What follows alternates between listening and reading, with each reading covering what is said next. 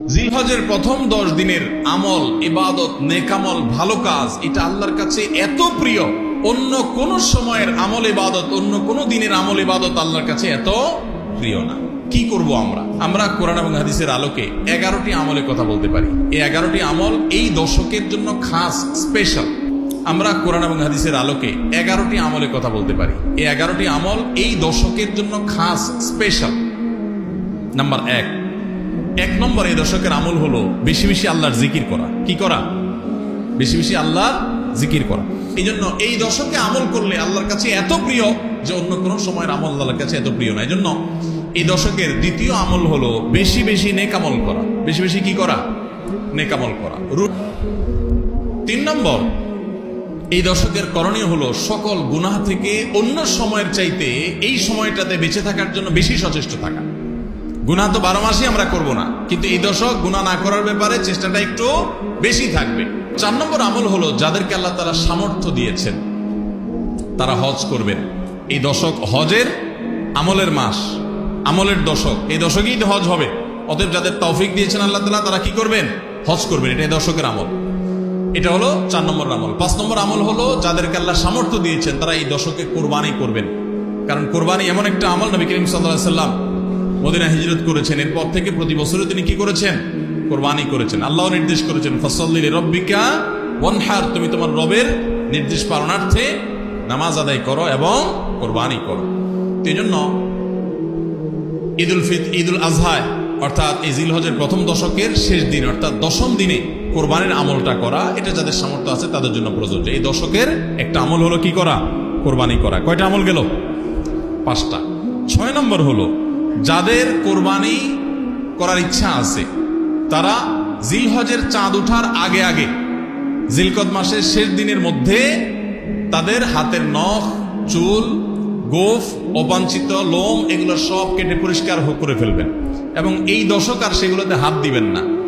কোরবানি করে তারপরে সেগুলো পরিষ্কার করতে চাইলে করবেন, এই দশকে আর হাত দিবেন না। নবী সাল্লাল্লাহু আলাইহি সাল্লাম বলেছেন মান আরাদা আন ইউদাহিয়া ফালা ইয়াখুয মিন শা'রিহি ওয়া আযফারিহি শাইআ, যে ব্যক্তি কোরবানি করার ইরাদা করেছে, নিয়ত করেছে, সেজন্য তার চুল, নখ এগুলো না কাটে। ওই 10 দিন জিলহজের চাঁদ উঠছে আর কাটবেন না, চাঁদ ওঠার আগে আগে কেটে ফেলবেন এবং কোরবানির পরে যায় কাটবেন। এই 10 দিন বিরত থাকা।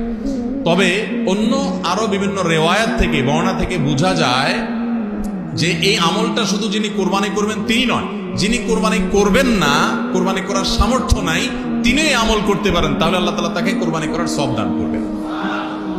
7 নম্বর আমল হলো এই দশকে বেশি বেশি তাকবীর পাঠ করা। এটা তাকবীরে মুতলাক বলা হয়, সাধারণ তাকবীর। আল্লাহু আকবার, আল্লাহু আকবার, লা ইলাহা ইল্লাল্লাহ, আল্লাহু আকবার, আল্লাহু আকবার ওয়ালিল্লাহিল হামদ। 8 নম্বর আমল হলো এই তাকবীর, তাহমিদ, তাহলিলটাই বিশেষভাবে পড়া। 7 নম্বরটা হলো সাধারণভাবে রাত দিন যতক্ষণ পারেন বেশি বেশি পড়বেন, কোনো সময় ফিক্স নাই এবং 10 দিন ফুল। আর 8 নম্বর আমল হলো এই তাকবীরটাই নির্দিষ্ট সময় নির্দিষ্ট দিনগুলোতে বিশেষভাবে পড়া। সাধারণভাবে তো পড়বেনই, আর বিশেষভাবে পড়বেন। বিশেষভাবে কখন? আইয়ামে তাশরিকে। আইয়ামে তাশরিক কাকে বলা হয় ভাই? জিলহজের 9 তারিখ ফজরের পর থেকে নিয়ে জিলহজের 13 তারিখ আসর পর্যন্ত। জিলহজের 9 তারিখ ফজর থেকে নিয়ে জিলহজের 13 তারিখ আসর পর্যন্ত প্রত্যেক নামাজের পর সবাই যার যার জায়গা, পুরুষরা সরবে আর মা বোনরা বাসা বাড়িতে নীরবে তারা তাকবীর পাঠ করবেন। আল্লাহু আকবার, আল্লাহু আকবার, লা ইলাহা ইল্লাল্লাহ, আল্লাহু আকবার, আল্লাহু আকবার ওয়ালিল্লাহিল হামদ। 9 নম্বর আমল হলো জিলহজের 1 তারিখ থেকে 9 তারিখ পর্যন্ত এই 9 দিনই নফল রোজা রাখা। 10 নম্বর আমল হলো স্পেশালি বিশেষভাবে আরাফার দিনে অর্থাৎ জিলহজের 9 তারিখে রোজা রাখা। জিলহজের 9 তারিখে কি করা? রোজা রাখা। প্রথম 9 দিন সাধারণ, আর বিশেষভাবে 9 তারিখের গুরুত্ব আরো বেশি, কারণ নবী করিম সাল্লাল্লাহু আলাইহি সাল্লাম বলেছেন সিয়াম ইয়াউমি আরাফা আহতাসিবু আলাল্লাহি আন ইউকাফিরা সানাতাল্লাতী ক্বাবলাহা ওয়াল্লাতী বাদাহা। আরাফাত দিনের রোজা অর্থাৎ জিলহজের 9 তারিখের রোজা, এই রোজা সম্পর্কে আল্লাহর কাছে আমার ধারণা, আল্লাহর প্রতি নবী সাল্লাল্লাহু আলাইহি সাল্লাম বলছেন যে আমার ধারণা যে এই রোজার বিনিময়ে আল্লাহ তাআলা 1 বছর পূর্বের আর 1 বছর পরের অর্থাৎ আগামী 1 বছর এবং গত 1 বছরের গুনাহ আল্লাহ তাআলা মাফ করে দিবেন। 11 নম্বর আমল হলো ঈদুল আজহার সমস্ত সুন্নাতগুলো আমল করা। ঈদুল আজহার অনেকগুলো সুন্নাত আছে না, এই সুন্নাহগুলো সবগুলো আমল করা।